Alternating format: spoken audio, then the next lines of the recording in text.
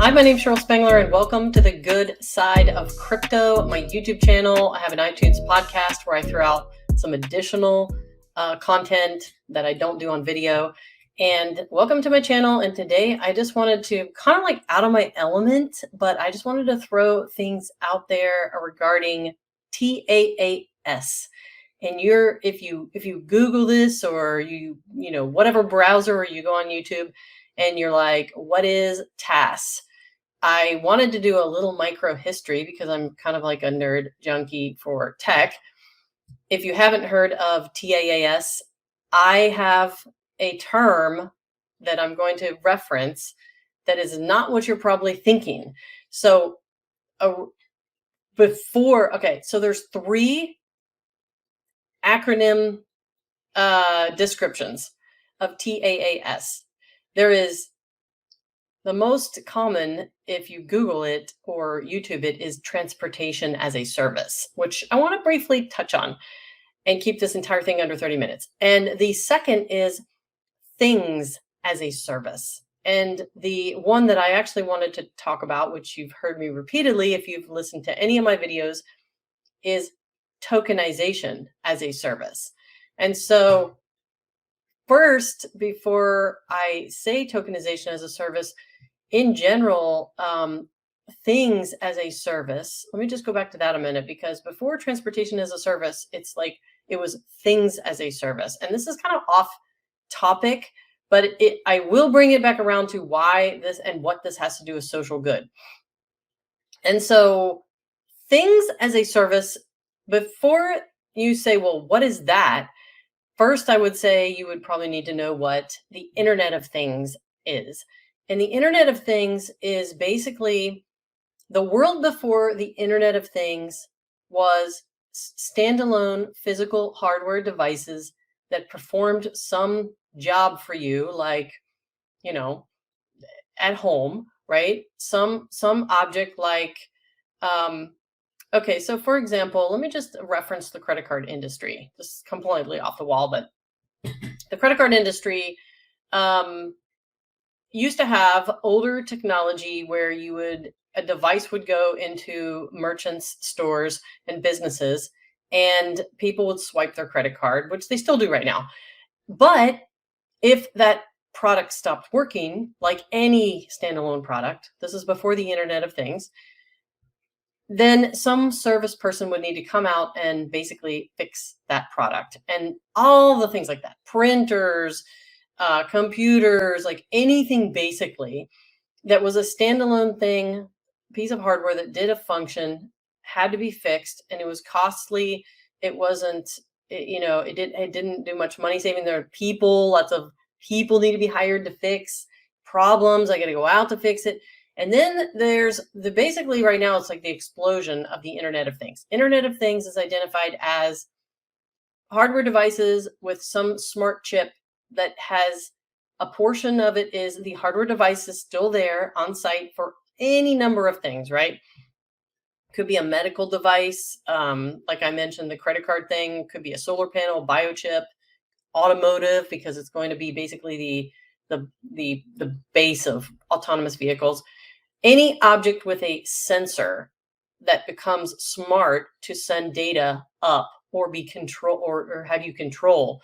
So Internet of Things is anything, okay, that has some type of sensor that connects to wireless and transmits, allows you to adjust, control, maintain, manage, or perform a function remotely to that object, or obviously send data.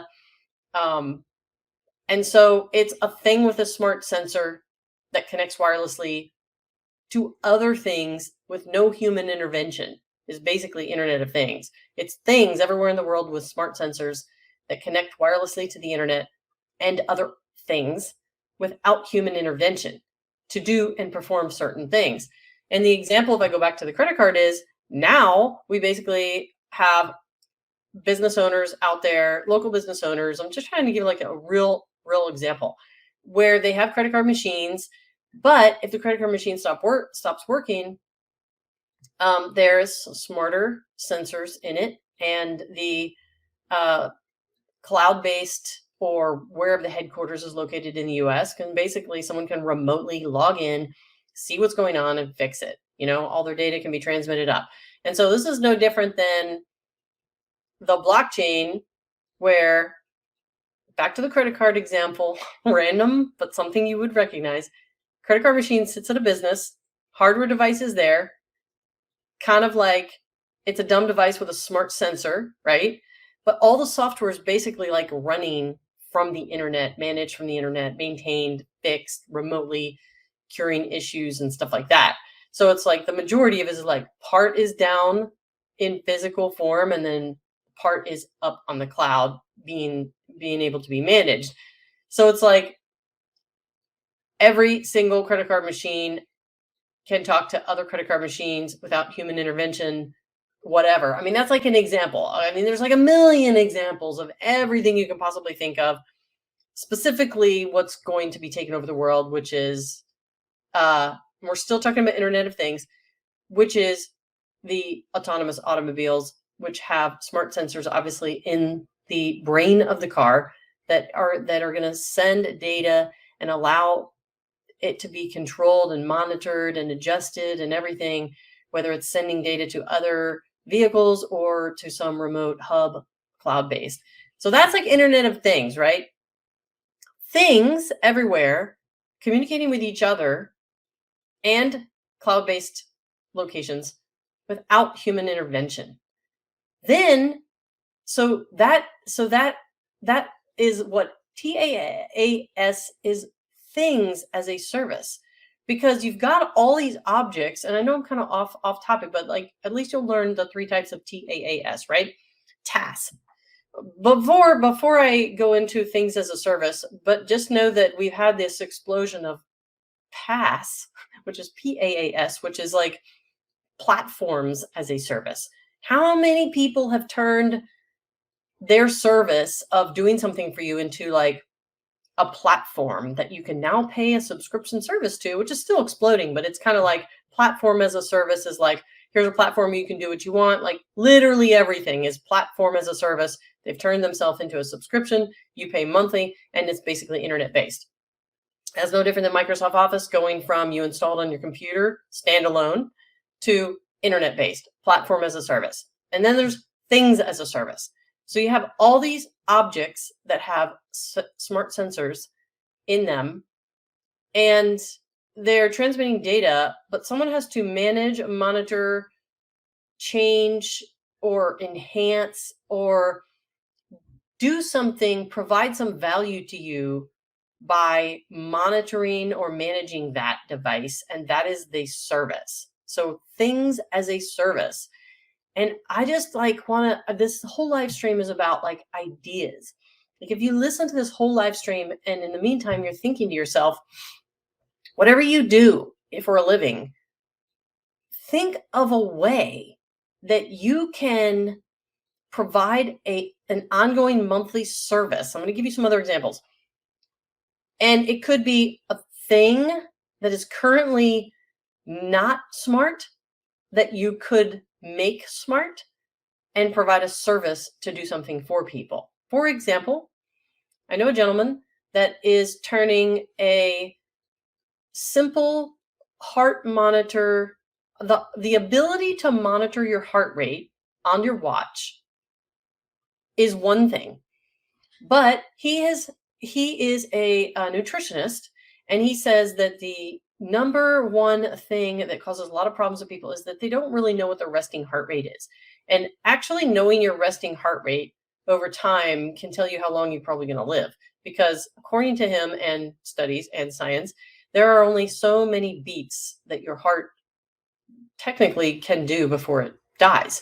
And so if you can maintain more of a resting heartbeat and not get so strung out, right? That's why stress kills people. Because if you're stressed out for like 20 years, you basically have this high heartbeat, you fast heartbeat, you're always stressed out, then you're using up all your heartbeats. So this is real. I could do an entire podcast / YouTube video on resting heartbeat. But he decided to take the fact that a watch with a smart sensor can monitor your heart rate and come up with a just a separate device that people wear, his clients, where his service is giving them an entire nutritional plan, weight loss plan, and life living plan based on their heart rate that he's monitoring remotely. He's literally come up with a thing as a service, and that thing is this armband that he's monitoring their heartbeat, and that's the sole purpose of it. But he's developed a plan based on his experience where he can create an entire life living plan, nutrition, exercise, and live a longer plan. So that's just like the thing as a service. Okay. So that's not what I'm talking about today, but I wanted to give you a little history. And then there's transportation as a service, which if you haven't heard of this, this is literally the future. And go do your own research and find whatever. I have some, I'm not going to share them because that's not what this is about, but do some research on items, stocks, cryptocurrencies, things that will be the core components of what autonomous vehicles will be running on, because that is probably what I would invest in. But anyway, transportation as a service is the idea of let's see. Transportation as a service is the idea of buying miles, trips, or experiences without ownership.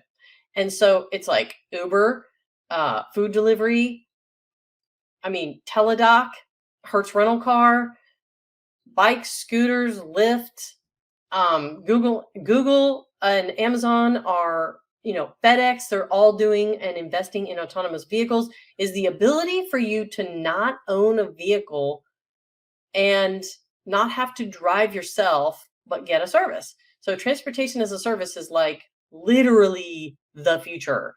And it concerns me because, okay, if you have invested in gas and oil stocks, I would probably not, but electric vehicles plus services that are going to basically allow people to not have to drive, and they're going to get everything at a drop of a hat with an app, just like Uber and Lyft and food service and grocery delivery and all that. So it's like transportation as a service is not just the future one day being autonomous vehicles, which is self-driving vehicles that you open up an app and you have so many miles or trips for let's just say for $400 a month, you have so many miles or trips allocated that at a drop of a hat, you open up your whatever it's called app and you can request a car to come pick you up and take you somewhere. And so this is like, you don't have to own a vehicle, pay maintenance. Maintenance on average on gas vehicles runs about $9,000 a year. You don't have to deal with traffic because you're not driving, which is causing global warming.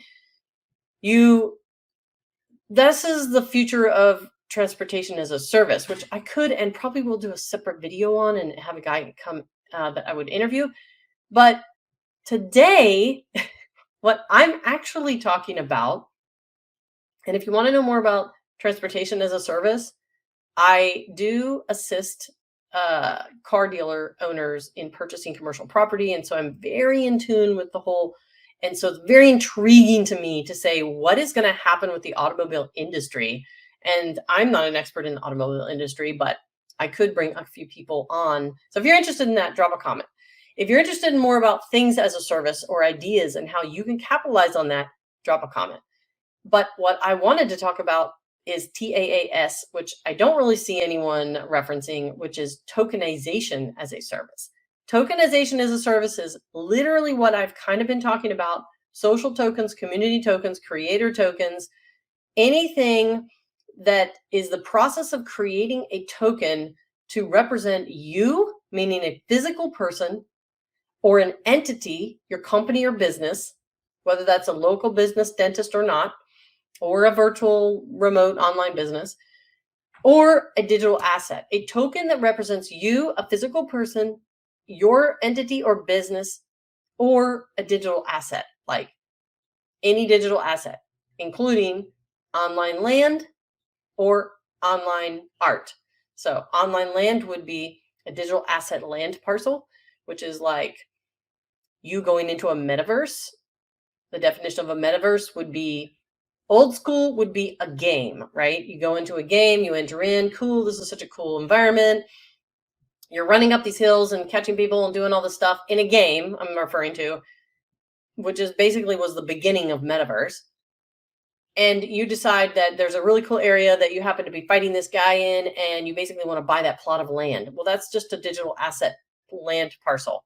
So the future is going to be the tokenization of you as a person, the business or entity, your business, your LLC, your company, right? Whether it's your local business with a storefront or not, and or the tokenization of a digital asset, which is either online land parcels or art, NFTs. And it doesn't have to be just art. Art is described as a graphic, a video, music, literally anything that's digital can be an NFT. So, tokenization as a service. Think about, and I know that you've got your entrepreneur mind going right now, all the ways that you could create or help someone or change the world by assisting to tokenize or some assisting to tokenize a person, a company, or a digital asset, or you literally hone in and specialize in one aspect of that. Because why, let me just use real estate as an example. I believe that real estate teams, agents, brokerages absolutely should have their own token. Token being their own cryptocurrency to build community. They have shared identity, shared goals, shared leadership, shared the legacy of what they're trying to do. And it's fun and people are making money. And it's like, for example, what happened with the Wall Street bets?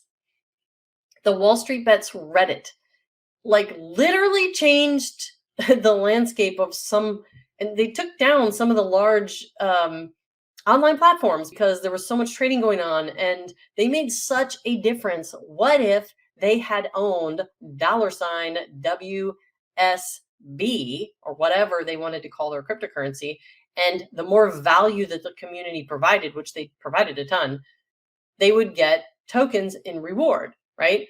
So I just believe, I truly believe, and there's so much open to what you could do. Every single aspect of the creation, the roadmap, the blueprint, the creation, the naming, the launching, and the marketing of a token, whether it represents a person, a business, or a digital asset, you can find a piece of that you can enhance.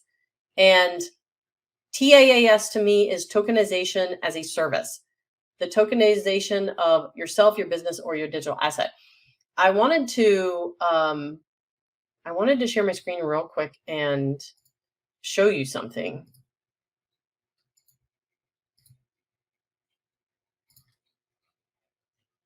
Microsoft, it's funny. It's like Microsoft, Amazon, Facebook, Google, which obviously is the same there, is not dumb to this. They know that people are going to be confused and they're not going to know how to do this stuff. They know that it's going to create some type of competitive advantage if you are tokenizing yourself or your business.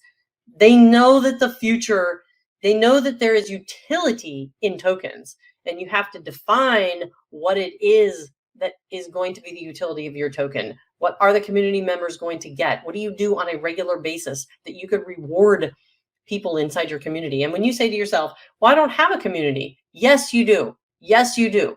You do something. Let's just use a real estate agent, broker, team, franchise, whatever you want to call it, as an example. You have people that you do stuff for regularly. You have neighborhoods you service. You have sellers, you have buyers, you have prospects, you have past clients, you have a community.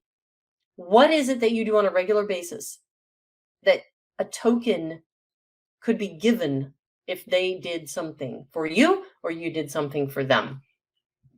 Just as an example, this is August 26th of 2021, just a couple months ago. Microsoft was awarded a US patent for crypto token creation.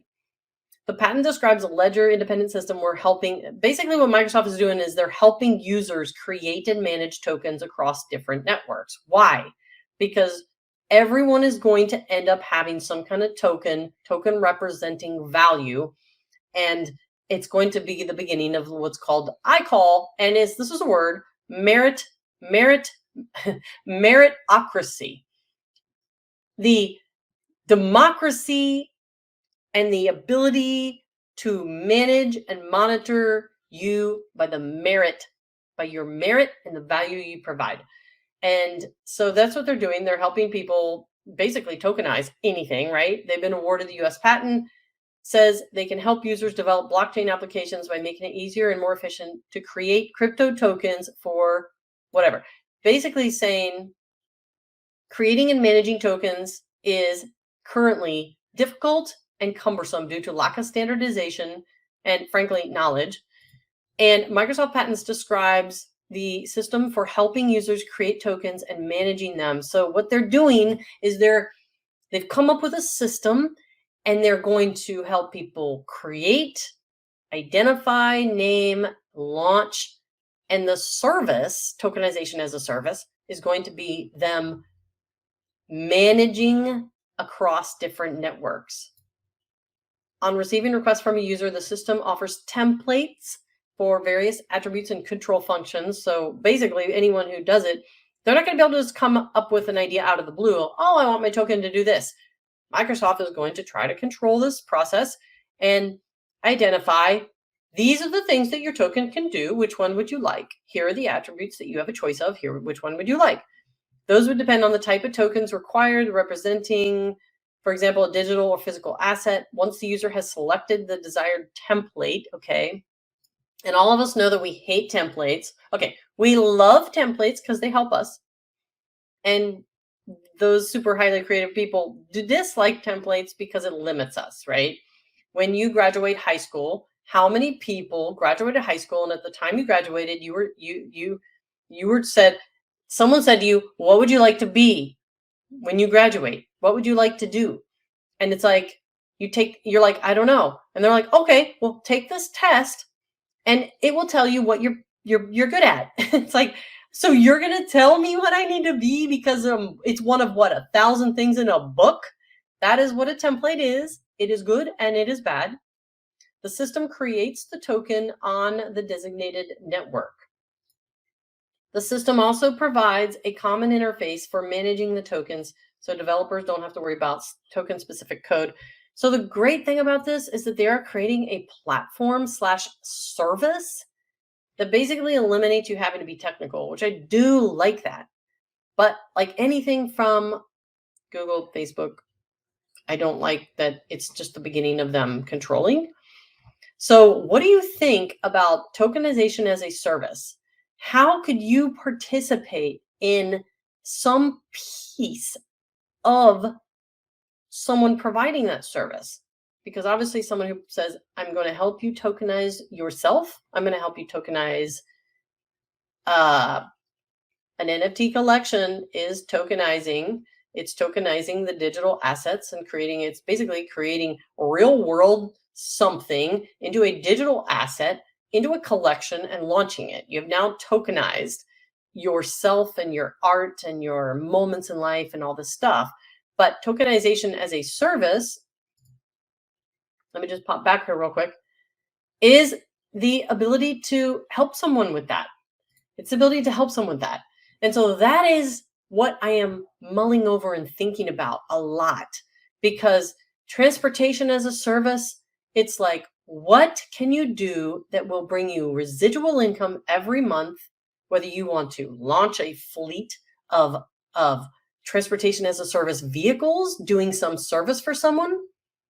Everyone is looking to do less work, have things done for them, to pay as little as possible, and not have to own everything themselves, right? And that is, so you can do transportation as a service. You can do a thing as a service. Think of anything that you interact with right now in your life, in your business that you do, like for work.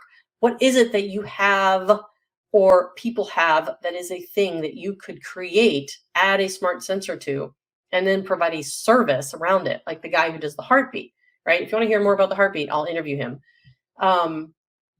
Because you only have so many heartbeats in your life. And this was a very interesting conversation. Actually, it was on a date that I heard all this, and it was like really interesting. So, or tokenization as a service.